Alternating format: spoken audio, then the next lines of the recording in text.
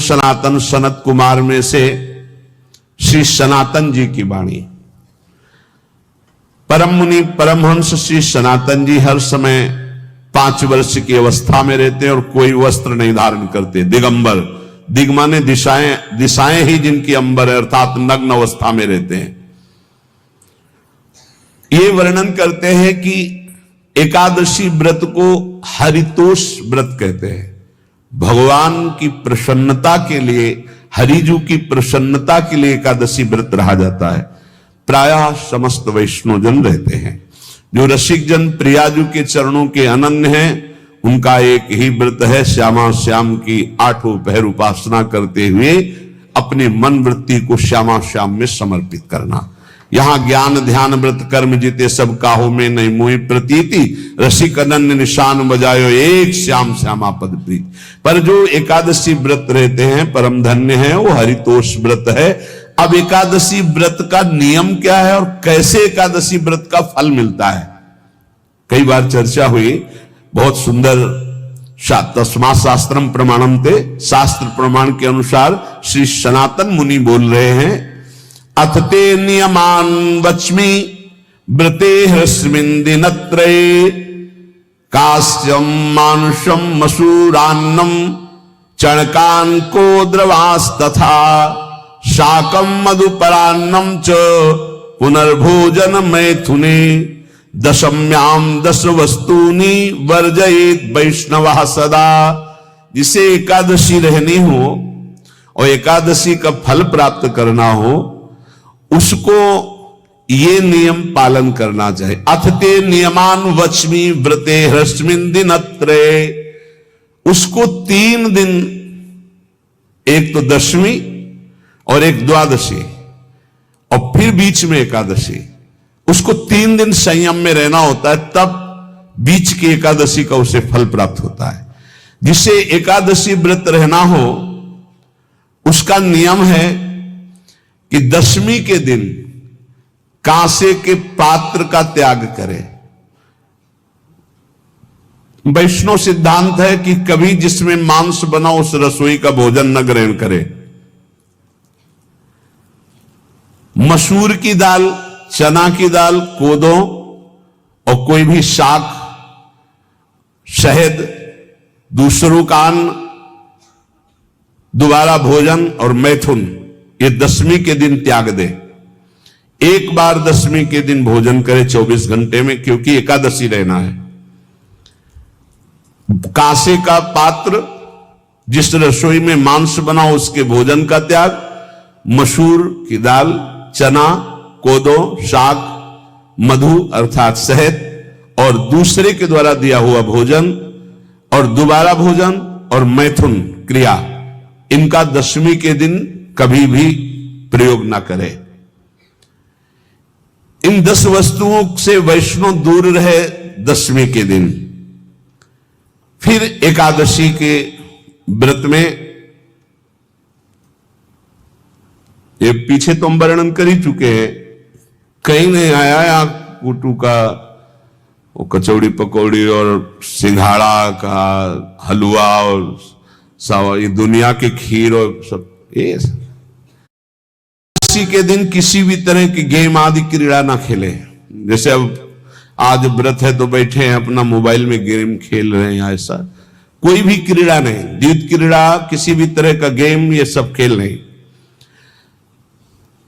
द्वित क्रीड़ाम च निद्राम च तांबूलम दंत धावनम, परापवादम पैशून्यम स्तेयम हिंसाम तथा रतिम, कोपम हनत वाक्यम च एकादश्याम विवर्जयेत। एकादशी के दिन उपासक को चाहिए कि वो किसी भी तरह की क्रीड़ा, मनोरंजन बिल्कुल नहीं। चनिद्राम, नींद नहीं लेनी उसको, न दिन में न रात में, एकादशी व्रत। और प्रायः पुराने महापुरुषों ने ऐसा किया है। रामदास जी डाकोर के रात में जाते थे, रणछोड़ भगवान के यहां कीर्तन करते थे जाकर, तभी तो भगवान उनके कीर्तन पर, उनकी भक्ति पर रीछ कर गाड़ी में बैठकर उनके साथ आए थे। पूरी रात जगकर कीर्तन करना, और दिन में तो सोना ही निषेध है। द्वित क्रीड़ाम च निद्राम च तांबूलम, पान खाना निषेध है एकादशी को, बिल्कुल नहीं, जो व्रत रह रहे हैं। और दंत धावनम, वृक्ष से तोड़कर जो दतून की जाती एकादशी के दिन नहीं। परापवादम, दूसरे की निंदा करना, चर्चा करना नहीं, अर्थात अधिकतर मौन व्रत धारण करे एकादशी के दिन। पैशून्यम, चुगली करना। स्तेयम, कोई चोरी करना। हिंसाम, वाणी से, शरीर से, मन से किसी को दुख पहुंचाना। रतिम, अर्थात भोग करना, मैथुन करना। कोपम, किसी के ऊपर गुस्सा करना। अनत वाक्यम, झूठ बोलना। एकादश्याम विवर्जयेत, एकादशी के दिन ये नहीं करना चाहिए।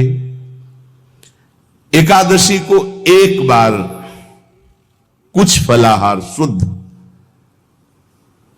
अगर आपके पास कोई व्यवस्था नहीं तो थोड़ा दूध है, जल है, ऐसे आप लेकर, या थोड़ा सा फल ले लिया, थोड़ा सा फल लेकर के प्राण पोषण, एक दिन में मर नहीं जाओगे। कितने तो निर्जला एकादशी रहते हैं, हर एकादशी निर्जला। पूज्य श्री मथुरा दास जी निर्जला ही रहते थे हर एकादशी।